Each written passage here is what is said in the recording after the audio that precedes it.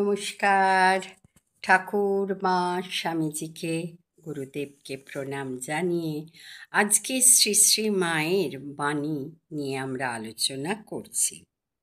মা বলছেন, আমি সত্যিকারের মা, পাতানো মা নয়, কথার কথা মা নয়, সত্য জননী।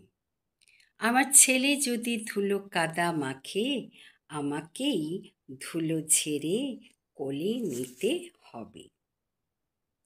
সাধন মানে তার পাদ পদ্মে সর্বদা মন রেখে তার চিন্তাতে মনকে ডুবিয়ে রাখা।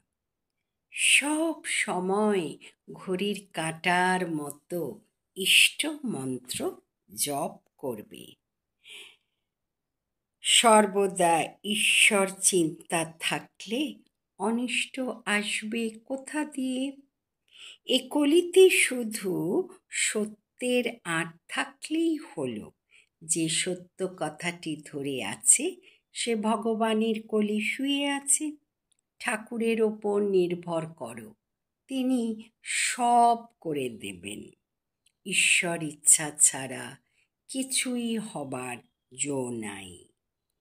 হে জীব, শরণাগত হও, কেবল শরণাগত হও, তবেই তিনি দয়া করে পথ ছেড়ে দেবেন। যখন দুঃখ পাবে, কষ্ট পাবে, আঘাত পাবে, বিফলতা আসবে, তখন নিশ্চিত জেনো আমি তোমার সঙ্গে রয়েছি। জয় মা, জয় মা, জয় মা।